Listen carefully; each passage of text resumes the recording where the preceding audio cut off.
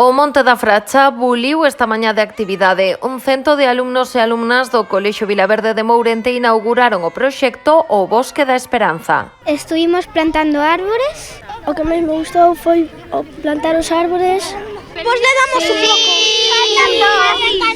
Hoxe celebrouse a primeira xornada, faltan dúas máis, nas cales pasarán outros 200 alumnos pola Fracha. O obxectivo, plantar 200 exemplares. Primeiro nos dieron unas plantas y nos llevaron a una montaña. Deronnos compost para plantaros. Colles unha planta, a metes en un agulleiro y lo tapamos un poco con abono y después pisándola. O proxecto nace dunha proposta da entidade sen ánimo de lucro Fuertes Razones. Se chama Bosque da Esperanza porque os nenos e as nenas son a esperanza. É un espacio maravilloso que eu animo a toda a xente a que veña. Dende hoxe, para os próximos anos va a haber un Bosque da Esperanza plantado por 300 nenas e nenas do CEI Vilaverde. Isto é moi importante porque os protagonistas son os nenos e as nenas do CEI Vilaverde. Co seu proxecto O Bosque da Esperanza concorreron a convocatoria que cada ano lanza a concesionaria do Servizo de Residuos Urbanos Precero a través do seu programa Súmate.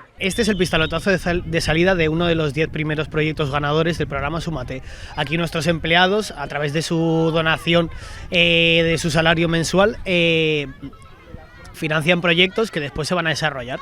Entonces, aquí en Pontevedra decidieron que ganara el Bosque de la Esperanza y ahora vamos a plantar 300 árboles junto con el alumnado de Pontevedra. As árbores están a plantarse nos terreos da comunidade de Montes de Tomeza, o carón do Parque Forestal da Fracha. Dende o Concello de Pontevedra xa lles propuxeron ampliar o Parque Forestal para protexer este novo Bosque da Esperanza.